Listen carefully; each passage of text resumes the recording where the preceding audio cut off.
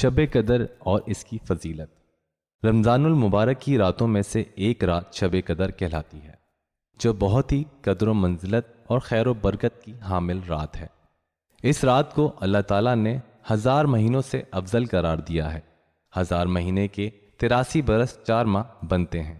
جس شخص کی یہ ایک رات عبادت میں گزری، اس نے 83 برس 4 ماہ کا زمانہ عبادت میں گزار دیا، اور 83 برس کا زمانہ کم از کم ہے، کیونکہ خیر من الف شہر کہہ کر اس امر کی طرف اشارہ فرمایا گیا ہے کہ اللہ کریم جتنا زیادہ عطا فرمانا چاہے گا عطا فرما دے گا۔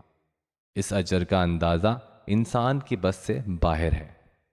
حضرت عبداللہ بن عباس رضی اللہ تعالیٰ عنہ سے مروی ہے کہ اللہ تعالیٰ نصف شعبان کی رات کو تمام فیصلے فرما لیتا ہے، اور چونکہ اس رات میں اللہ تعالیٰ کی طرف سے ایک سال کی تقدیر و فیصلے کا قلمدان فرشتوں کو سونپا جاتا ہے، اس وجہ سے یہ لیلۃ القدر کہلاتی ہے۔ اس رات کو قدر کے نام سے تعبیر کرنے کی وجہ یہ بھی بیان کی جاتی ہے۔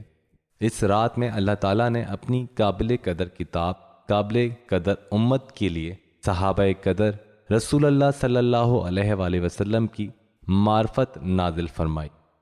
یہی وجہ ہے کہ اس سورہ میں لفظ قدر 3 دفعہ آیا ہے۔ قدر کا معنی تنگی کا بھی آتا ہے۔ اس معنی کے لحاظ سے اسے قدر والی کہنے کی وجہ یہ ہے کہ اس رات آسمان سے فرشتے زمین پر اتنی کثرت کے ساتھ فرشتوں کا نزول ہوتا ہے کہ زمین تنگ ہو جاتی ہے۔ امام ابو بکر الوارق قدر کہنے کی وجہ بیان کرتے ہوئے کہتے ہیں کہ یہ رات عبادت کرنے والے کو صاحب قدر بنا دیتی ہے، اگرچہ وہ پہلے اس لائق نہیں تھا۔ یہ رات کیوں عطا ہوئی؟ اس کے حصول کا سب سے اہم سبب نبی کریم صلی اللہ علیہ وآلہ وسلم کی اس امت پر شفقت اور آپ صلی اللہ علیہ وآلہ وسلم کی غم خواری ہے۔ موطا امام مالک میں ہے کہ جب رسول پاک صلی اللہ علیہ وآلہ وسلم کو سابقہ لوگوں کی عمروں پر آگاہ فرمایا گیا تو آپ صلی اللہ علیہ وآلہ وسلم نے ان کے مقابلے میں اپنی امت کے لوگوں کی عمر کو کم دیکھتے ہوئے یہ خیال فرمایا کہ میری امت کے لوگ اتنی کم عمر میں سابقہ امتوں کے برابر عمل کیسے کر سکیں گے۔ بس آپ صلی اللہ علیہ وآلہ وسلم کو لیلۃ القدر عطا فرما دی، جو 1000 مہینوں سے افضل ہے۔ اس کی تائید حضرت ابن عباس رضی اللہ تعالی عنہ سے منقول روایت سے بھی ہوتی ہے کہ آپ صلی اللہ علیہ وآلہ وسلم کی بارگاہ اقدس میں بھی اسرائیل کے ایک ایسے شخص کا تذکرہ کیا گیا جس نے 1000 ماہ تک اللہ تعالیٰ کی راہ میں جہاد کیا تھا۔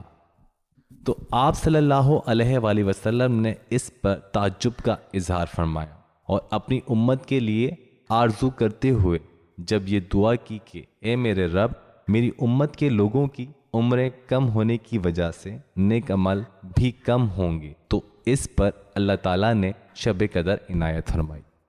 ایک روایت میں یہ بھی ہے کہ ایک مرتبہ نبی اکرم صلی اللہ علیہ وآلہ وسلم نے صحابہ کرام رضی اللہ تعالیٰ عنہ کے سامنے مختلف شخصیات، حضرت ایوب علیہ السلام، حضرت زکریا علیہ السلام، حضرت حزقیل علیہ السلام، حضرت یوشع علیہ السلام کا تذکرہ کرتے ہوئے فرمایا کہ ان حضرات نے 80 سال اللہ تعالیٰ کی عبادت کی ہے اور پلک جھپکنے کے برابر بھی اللہ تعالیٰ کی نافرمانی نہیں کی۔ صحابہ کرام رضی اللہ تعالیٰ عنہ کو ان برگزیدہ ہستیوں پر رشک آیا۔ امام قرطبی رحمۃ اللہ علیہ لکھتے ہیں کہ اسی وقت جبرائیل علیہ السلام آپ صلی اللہ علیہ وآلہ وسلم کی بارگاہ اقدس میں حاضر ہوئے اور عرض کیا، اے نبی محترم، آپ کی امت کے لوگ ان سابقہ لوگوں کی 80 سال عبادت پر رشک کر رہے ہیں، تو آپ کے رب نے آپ کو اس سے بہتر عطا فرما دیا ہے۔ اور پھر سورۃ القدر کی تلاوت کی۔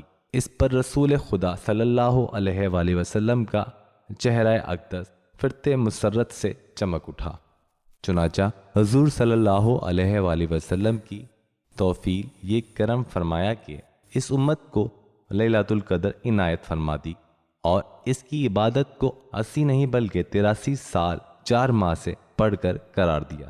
لیلۃ القدر رفقت آپ صلی اللہ علیہ وآلہ وسلم کی امت کی خصوصیات ہے۔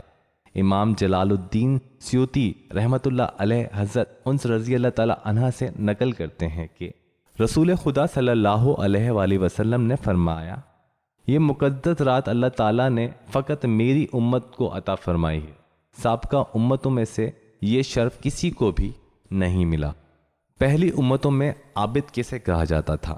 مسافرین کرام لکھتے ہیں کہ پہلی امتوں میں عابد اس سے قرار دیا جاتا تھا جو 1000 ماہ تک اللہ تعالیٰ کی عبادت کرتا، لیکن نبی اکرم صلی اللہ علیہ وآلہ وسلم کے صدقے میں اس امت کو یہ فضیلت حاصل ہوئی کہ ایک رات کی عبادت سے اس سے بہتر مقام حاصل کر لیتی ہے۔ سابقہ امتوں کا عابد وہ شخص ہوتا جو 1000 ماہ تک اللہ تعالیٰ کی عبادت کرتا تھا، لیکن اس کے مقابلے میں اللہ تعالیٰ نے اس امت کے افراد کو یہ شب قدر عطا کر دی، جس کی عبادت اس 1000 ماہ سے بہتر قرار دی گئی۔ گویا یہ عظیم نعمت بھی سرکار دو جہاں صلی اللہ علیہ وآلہ وسلم کی غلامی کے صدقے امت کو نصیب ہوئی ہے۔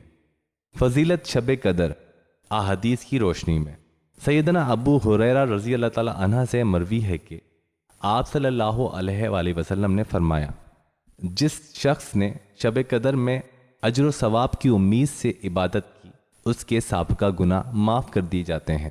اس ارشاد نبی صلی اللہ علیہ وآلہ وسلم میں جہاں لیلۃ القدر کی ساتوں میں سے ذکر و فکر، عبادت و طاعت کی تلقین کی گئی ہے، وہاں اس بات کی طرف بھی متوجہ کیا گیا ہے کہ عبادت سے محض اللہ کی خوشنودی مقصود ہو، ریاکاری یا بد نیتی نہ ہو، اور آئندہ عہد کرے کہ میں برائی کا ارتکاب نہیں کروں گا۔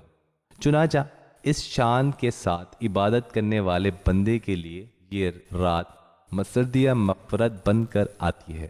حضرت سیدنا انس رضی اللہ تعالی عنہ سے مروی ہے کہ رمضان المبارک کی آمد پر ایک مرتبہ رسول پاک صلی اللہ علیہ وآلہ وسلم نے فرمایا، یہ جو ماہ رمضان تم پر آیا ہے، اس میں ایک ایسی رات ہے جو 1000 ماہ سے افضل ہے۔ جو شخص اس رات سے محروم رہ گیا، گویا وہ سارے خیر سے محروم رہا، اور اس رات کی بھلائی سے وہی شخص محروم رہ سکتا ہے جو واقعتاً محروم ہو۔ ایسے شخص کی محرومی میں واقعتاً کیا شخص ہو سکتا ہے جو اتنی بڑی نعمت کو غفلت کی وجہ سے گنوا دے؟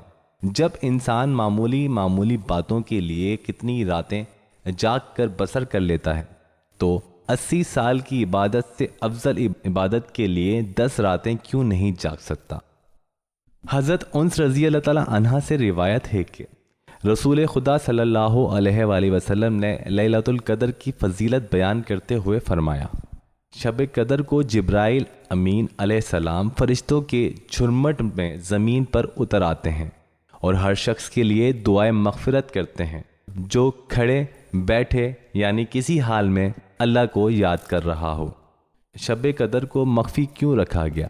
اتنی اہم و بابرکت رات کی مخفی ہونے کی متعدد حکمتیں بیان کی گئی ہیں، ان میں سے چند ایک درج ذیل ہیں۔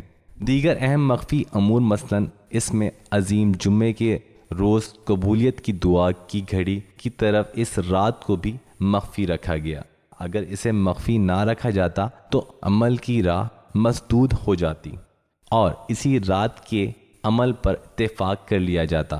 ذوق عبادت میں اگر کسی مجبوری کی وجہ سے کسی انسان کی وہ رات رہ جاتی تو شاید اس کے صدمے کا ازالہ ممکن نہ ہوتا۔ اللہ تعالیٰ کو چونکہ اپنے بندوں کا رات کے اوقات میں جاگنا اور بیدار رہنا محبوب ہے، اس لیے رات تعین نہ فرمائی تاکہ اس کی تلاش میں متعدد راتیں عبادت میں گزریں۔ عدم تعین کی وجہ سے گناہ گاروں پر شفقت بھی ہے، کیونکہ اگر علم کے باوجود اس رات میں گناہ سرزد ہوتا تو اس سے لیلۃ القدر کی عظمت مجروح کرنے کا جرم بھی لکھا جاتا۔ ایک جھگڑا علم شب قدر سے محرومی کا سبب بنا۔ ایک نہایت اہم وجہ اس کے مخفی کر دینے کی جھگڑا بھی ہے۔ حضرت عبادہ بن صامت رضی اللہ تعالی عنہ سے مروی حدیث میں موجود ہے کہ اللہ تعالیٰ نے اپنے پیارے محبوب صلی اللہ علیہ وآلہ وسلم کو حکم دیا کہ آپ اس رات کا تعین کے بارے میں اپنی امت کو آگاہ فرما دیں کہ یہ فلاں رات ہے، لیکن 2 آدمیوں کے جھگڑے کی وجہ سے بتلانے سے منع فرما دیا۔ روایت کی الفاظ یوں ہیں: ایک مرتبہ رسالت مآب صلی اللہ علیہ وآلہ وسلم سب قدر کی تعین کے بارے میں آگاہ کرنے کے لیے گھر سے باہر تشریف لائے، لیکن راستے میں 2 آدمی آپس میں جھگڑ رہے تھے۔ حضور صلی اللہ علیہ وآلہ وسلم نے فرمایا، میں تمہیں شب قدر کے بارے میں اطلاع دینے آیا تھا، مگر فلاں فلاں کی لڑائی کی وجہ سے اس کی تعین اٹھا لی گئی۔ اس روایت نے یہ بھی واضح کر دیا کہ لڑائی جھگڑے کی وجہ سے انسان اللہ تعالیٰ کی بہت سی نعمتوں سے محروم ہو جاتا ہے۔ یہی وجہ ہے کہ آج امت برکتوں اور سعادتوں سے محروم ہوتی جا رہی ہے۔ مذکورہ روایت سے بعض لوگوں کو غلط فہمی ہوئی ہے کہ شاید اس کے بعد تعین شب قدر کا آپ کو علم نہ رہا، حالانکہ یہ بات درست نہیں، کیونکہ شارحین حدیث نے تحریر کر دی ہے کہ تعین کا علم جو اٹھا لیا گیا تھا تو صرف اسی 1 سال کی بات تھی، ہمیشہ کے لیے نہیں۔ اس سال تعین شب قدر کا علم اٹھا لیا گیا، اس کے بعد حضور صلی اللہ علیہ وآلہ وسلم کو اس کی تعین کا علم رہا یا نہ۔ میں کہتا ہوں کہ حضرت سفیان بن عینی فرماتے ہیں کہ آپ کو اس کے تعین کا علم تھا۔ ہمارے نزدیک آقائے دو جہاں صلی اللہ علیہ وآلہ وسلم کو نہ صرف تعین کا علم ہے بلکہ آپ بعض کو اس پر آگاہ بھی فرماتے ہیں۔ ایک صحابی کو آگاہ فرمانا۔ حضرت ابن عبداللہ بن انس رضی اللہ تعالی عنہ الجھنی سے مروی ہے کہ میں نے رسول اللہ صلی اللہ علیہ وآلہ وسلم کی خدمت اقدس میں عرض کی، یا رسول اللہ، میں ایک ویرانے میں رہتا ہوں، وہاں اللہ تعالیٰ کی توفیق سے نماز ادا کرتا ہوں، آپ مجھے حکم دیں کہ کون سی رات آپ کے ہاں مسجد نبوی میں بسر کرنے کے لیے آؤں؟ تو آپ نے فرمایا، رمضان کی 23ویں رات آ جاؤ۔ یہ صحابی ہمیشہ 23ویں رات کو مسجد نبوی میں آ کر جاگا کرتے۔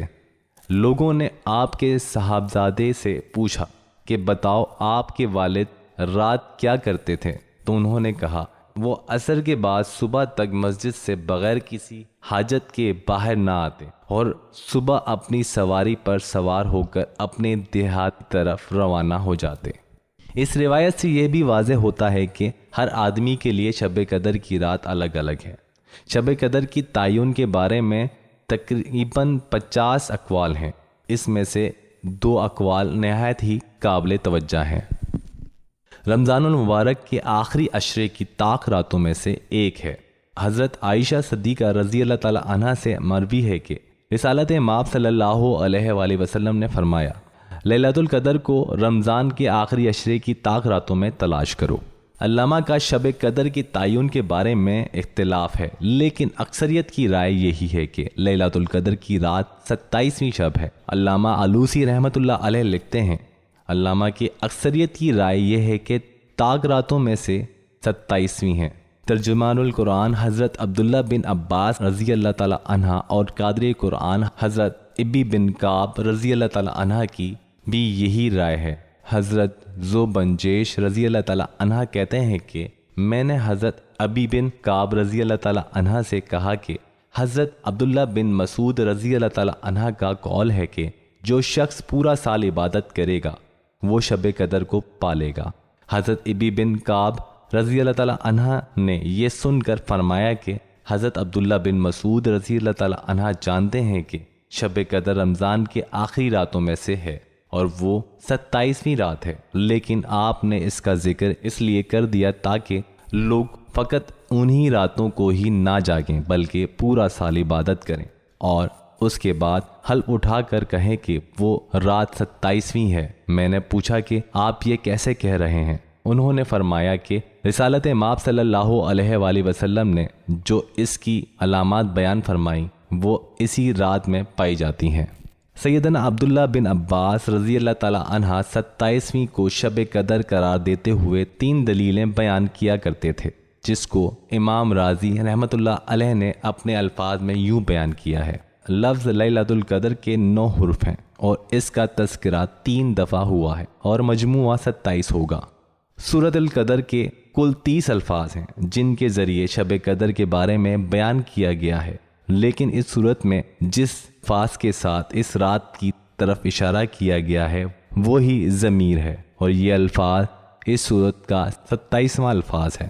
صورت کے کل کلمات 30 ہیں اور ان میں ہی 27واں کلمہ ہے۔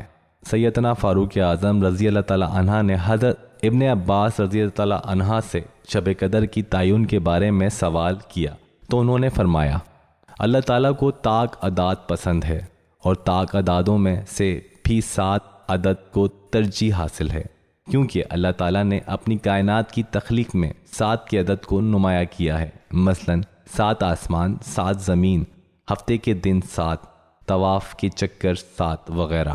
شب قدر کا وظیفہ حضرت عائشہ صدیقہ رضی اللہ تعالیٰ عنہا سے مروی ہے کہ رسالت مآب صلی اللہ علیہ وآلہ وسلم سے عرض کیا کہ شب قدر کا کیا وظیفہ ہونا چاہیے، تو آپ صلی اللہ علیہ وآلہ وسلم نے ان الفاظ کی تلقین فرمائی، اے اللہ تو معاف کر دینے والا اور معافی کو پسند کرنے والا ہے، بس مجھے بھی معاف کر دے۔